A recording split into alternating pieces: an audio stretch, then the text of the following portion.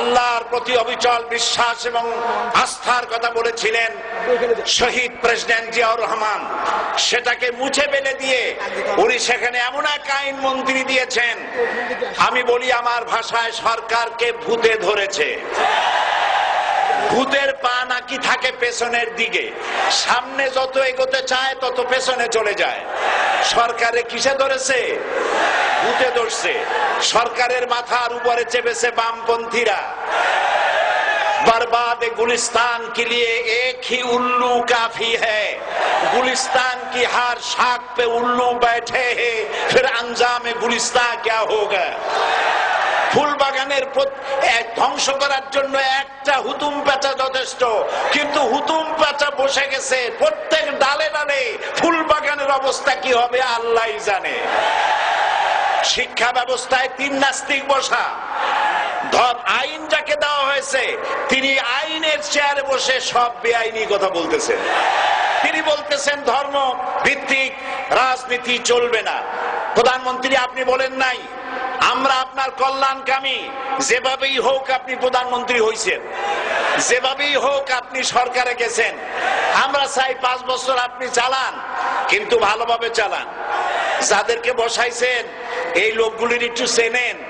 এই লোকগুলি হচ্ছে তারা যারা আপনার পিতা স্বাধীনতার স্থপতি প্রেসিডেন্ট মরহুম শেখ মুজিবুর রহমান, যার জনপ্রিয়তা ছিল আকাশচুম্বী, সে আকাশচুম্বী জনপ্রিয়তা থেকে মাটির সাথে ধসিয়ে দিল কারা?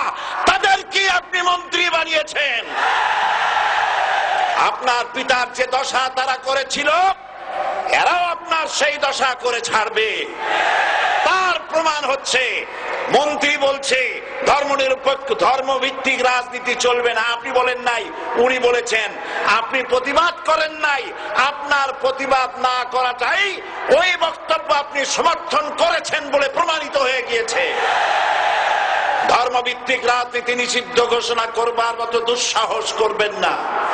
ধর্মভিত্তিক রাজনীতি শুধু বাংলাদেশে নয়, ভারতে আছে, শ্রীলঙ্কা আছে, মালদ্বীপে আছে, অস্ট্রেলিয়া আছে, আমেরিকা আছে, নিউ গিনি আছে, অস্ট্রেলিয়া আছে, আমেরিকা আছে, ইউরোপে আছে। পৃথিবীতে গণতান্ত্রিক অন্তত 50টি দেশে ধর্মভিত্তিক রাজনীতি আছে। তারা ইলেকশন করছে এবং ক্ষমতায় গিয়ে তারা পার্লামেন্টে অংশগ্রহণ করছে। বাংলাদেশে ধর্মনিরপেক্ষ রাজনীতি আপনি বন্ধ করতে পারবেন না, অসম্ভব। আইন মন্ত্রী আইন পাশ করে নিষিদ্ধ ঘোষণা করার জিনিস পান নাই। আপনি আইন পাশ করে নিষিদ্ধ করুন, সোনার ছেলেরা টেন্ডারবাজি করতে পারবে না, নিষিদ্ধ। মাস্তানি করতে পারবে না, মেয়েগুলারে SMS করতে পারবে না ফ্রি টক টাইমে, শয়তানি বদমাশি করতে পারবে না, ওজনে কম দিতে পারবে না, খাদ্যে ভেজাল দিতে পারবে না। এইসব নিষিদ্ধ করতে পারবেন না। নিষিদ্ধ করার জিনিস পায় না, ধর্ম নিষিদ্ধ করো। তার মানে ধর্ম নিষিদ্ধ করতে পারলেই বড় বড় বোতল খাওয়া যায়। ধর্ম নিষিদ্ধ করতে পারলেই চুরি করা যায়, ডাকাতি করা যায়, বদমাশি করা যায়। সম্মানিত সেক্রেটারি জেনারেল বলেছেন নাইডের ছাত্রকে অস্ত্রের মামলা দিয়ে রিমান্ডে নেওয়া যায়। এই কাজ আপনারা বন্ধ করে দিন। আমি ছোট্ট একটি কথা বলে বক্তব্য শেষ করব। আপনারা সমস্ত 144 জারি করতেছেন। সব 144 জারি করেন কোরআনের তাফসীরের উপরে। যারা কোরআনের তাফসীরের উপরে 144 চালু করেন, আল্লাহর কাছে জবাব দিতে হবে কিয়ামতের ময়দানে। শেষ কথা বলি, বসেন বসেন, শেষ কথা বলে যাই।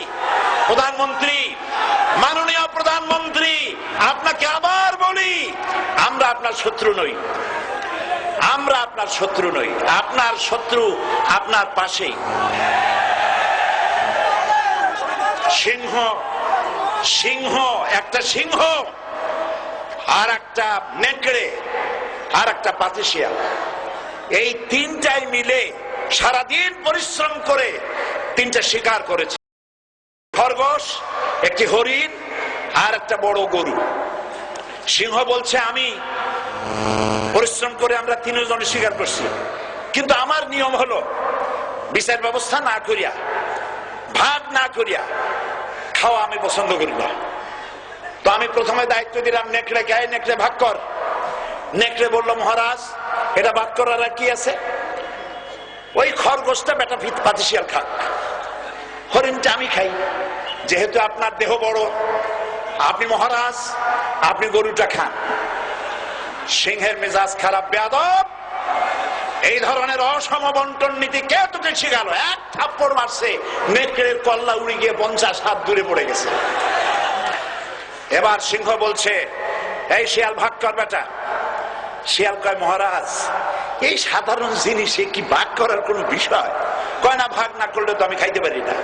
তো ভাগটা যদি আমার করতেই বলেন, আমি বলবো খরগোশ দিয়ে আপনি ব্রেকফাস্ট করবেন, লাঞ্চ করবেন হরিণ দিয়ে, ডিনার করবেন গাভী দিয়া।